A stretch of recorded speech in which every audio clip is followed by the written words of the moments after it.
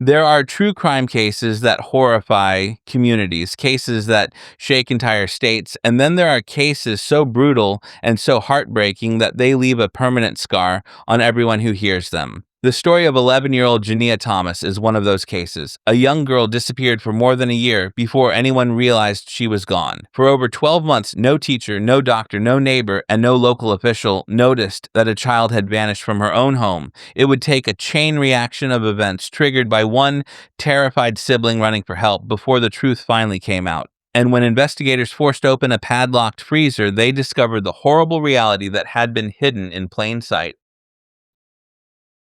To understand how this tragedy happened, you have to go back before the freezer, before the investigation, before the courts and the headlines. You have to understand the person who created this nightmare. Keishanna Thomas, the mother at the center of this case, was no stranger to instability or conflict. She had a long history with the Department of Children and Families, a history filled with warnings, red flags, and reports that never resulted in the protection her children desperately needed. Those who knew her described her as volatile, controlling, and unpredictable. She struggled to manage her household, and instead of reaching out for help, she often turned her frustration into rage. Janiya was one of 5 children living in that home. She was described by relatives as a sweet but quiet girl who loved small things, simple things, moments of peace. But she was also vulnerable. She had medical challenges that affected her bladder and bowels, causing accidents she could not control, and making her especially vulnerable to mistreatment. These conditions were documented by doctors, and they were treatable, but they required consistent medical care and patience. Instead, her mother saw them as defiance, as embarrassment, and as a personal inconvenience. What should have been a medical challenge became the foundation for years of escalating abuse. The early signs were subtle to outsiders, but clear to the children who lived inside the apartment. Jania was singled out more than the others. Punishments that might have started as verbal reprimands slowly turned into physical discipline, then into something far darker. Neighbors reported hearing yelling and thuds through the walls.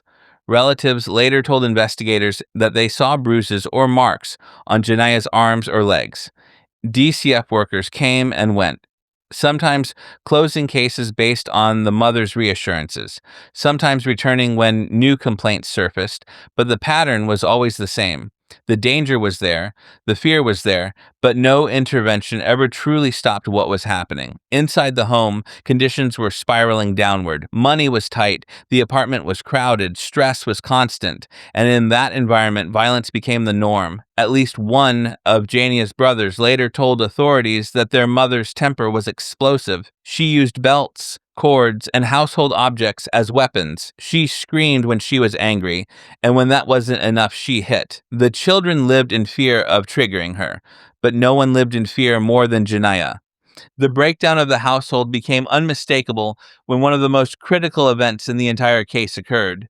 One afternoon, one of the boys was beaten with an extension cord. The whipping left deep welts across his body. He was covered in marks that no one could mistake for anything other than abuse.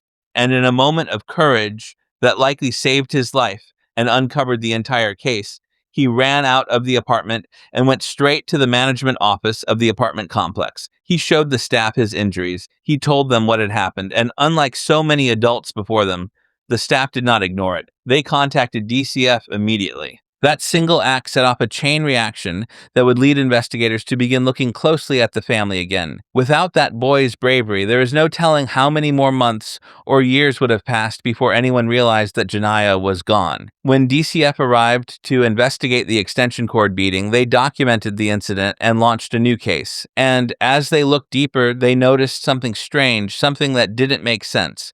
During home visits, Janiya was rarely present. When social workers asked where she was, they were met with excuses. She was staying with a friend, she was visiting a relative, she was with someone else for a few days. The story changed every time, but there was never a clear answer, and there was never a sign of the little girl they were supposed to be checking on. Inside the house, the truth was far worse than the officials realized. Janiya was being isolated from the rest of the world. Her mother began keeping her out of sight, locking her in rooms when visitors came by, restricting her movement, and cutting off contact with relatives who asked too many questions. As her medical condition worsened, the abuse intensified. If she had an accident, she was punished. If she cried, she was punished. If she didn't move fast enough or didn't answer quickly enough, she was punished. Food became a weapon. Days could pass when she was given little to eat. She grew thinner, she grew weaker. The other children later told investigators they could hear her crying behind closed doors. They wanted to help her, but they were scared. They were hurt themselves when they stepped out of line, and they feared what would happen if they tried to intervene. Medical neglect became constant. Janiya stopped going to school. She stopped going to the doctor. She rarely left the apartment. Her name disappeared from school records, and her absence raised no questions because the mother claimed she was homeschooling, but no homeschooling ever took place. It was simply another means of hiding a child who was suffering every single day. Family members would later say that the punishment sometimes involved water, and this detail haunted investigators. They described situations where Janiya was punished in the bathtub. Some believe she was held underwater during these punishments.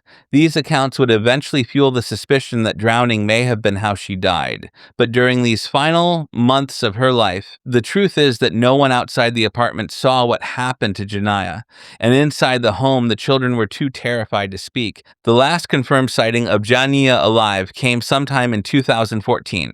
After that, she was simply gone. No doctor, no teacher, no neighbor. No one outside her immediate family saw her again. Her condition had been deteriorating for years, and as the abuse escalated, her life became smaller and smaller until only silence remained. Her siblings would later admit that they were instructed to lie about her whereabouts. They were told to say she was somewhere else. They were told to repeat whatever their mother told them, and they obeyed because the alternative was to be beaten themselves.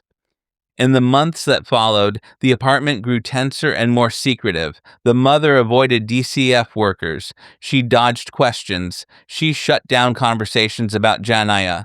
No one knew it yet, but the truth was already locked inside a freezer, a frozen secret waiting for the moment when everything would finally break open. And that moment was coming soon. By the time investigators realized that Janiya had not been seen in more than a year, the case was already collapsing around her mother.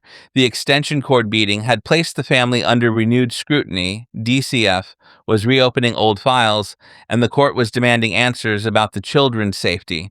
But even with suspicion growing, no one knew yet just how far this case was about to spiral. What no one outside the apartment could imagine was that the truth of Janiya's fate had been hidden not in some distant place, not in another state, but inside a locked freezer that her mother had dragged from one location to another. The freezer had been in the apartment for months before the investigation intensified. Relatives later told reporters that they remembered seeing it in the home, though no one thought much of it at the time. It was simply a large white chest freezer, the kind people used to store meat or bulk groceries, but it was almost never opened. At one point during a move, family members helped transport it, not knowing what was inside. They recalled that the freezer was oddly heavy and that Keishanna insisted it had to remain plugged in. She refused to let anyone open it, saying it stored important things that shouldn't be touched. As DCF continued looking into the extension cord incident and the family's living conditions, the court stepped in. A custody hearing was scheduled. Judges wanted to know why the children were experiencing frequent abuse allegations and why the home had become so unstable. Most importantly, the judge demanded something simple and straightforward. He ordered that all 5 of her children be brought to court, physically present, so their safety could be verified. This court order became the moment where everything finally unraveled. On the day of the hearing, the mother arrived with only 4 children. The 5th child, Janiya, was nowhere in sight.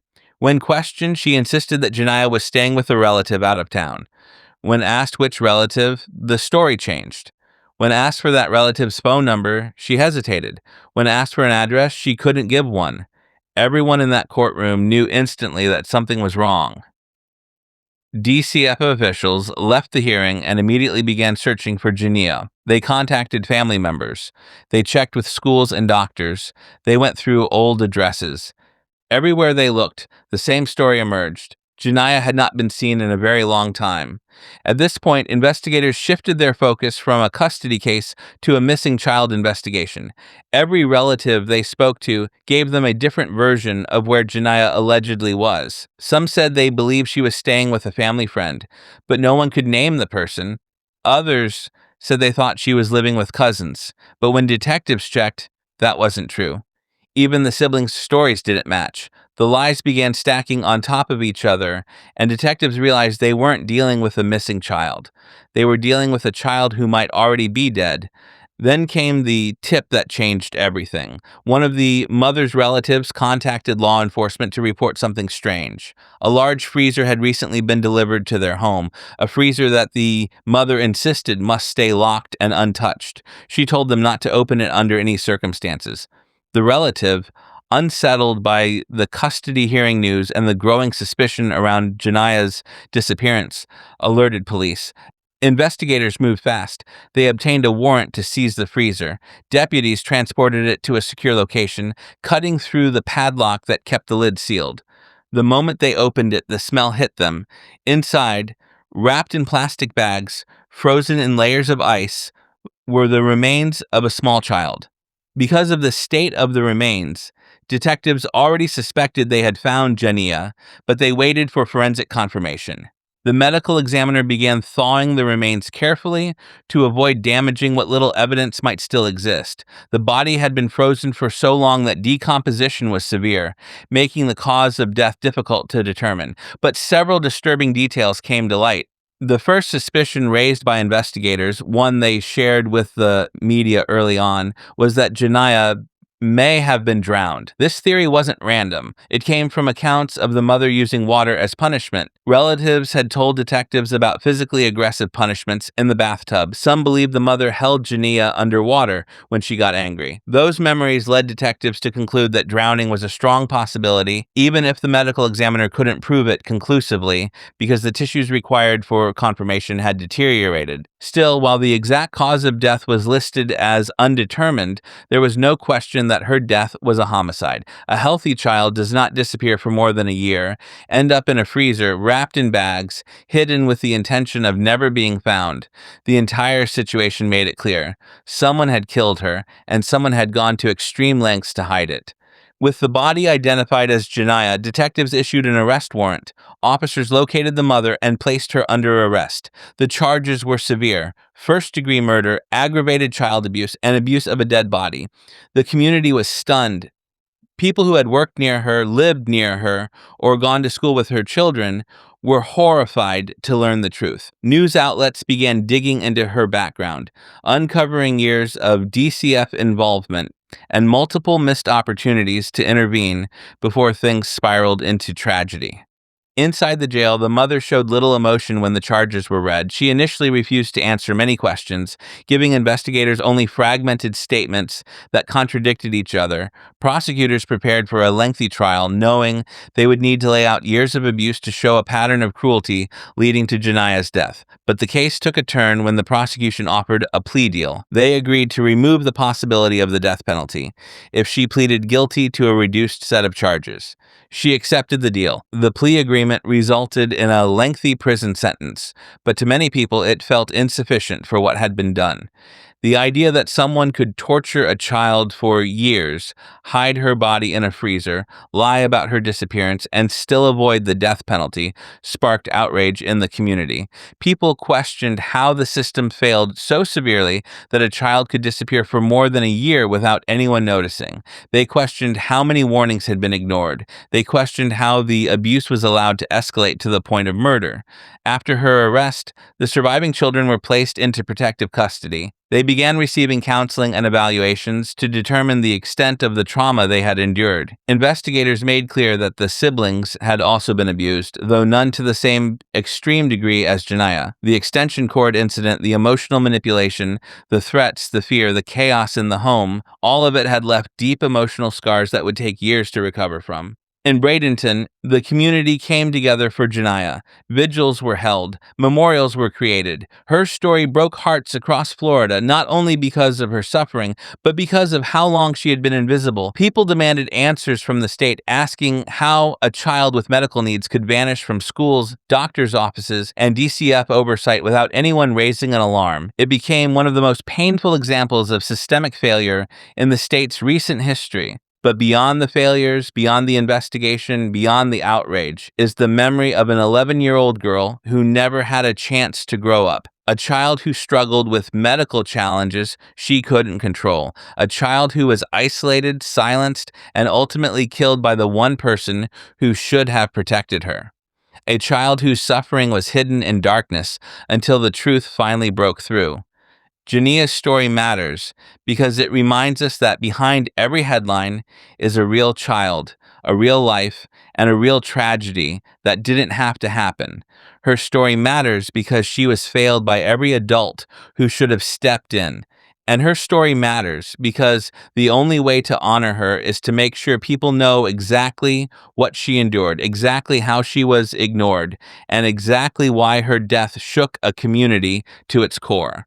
Her story is painful, it is brutal, but it must be told because sometimes the truth, no matter how dark, is the only way to make sure another child is never forgotten again. Thank you for taking the time to hear Janiya's story. Her life should never have ended this way, and telling her story ensures she is not forgotten. If you believe stories like this need to be told, please subscribe, like the video, and leave a comment. Your engagement helps keep these stories alive and brings awareness to the children who can no longer speak for themselves.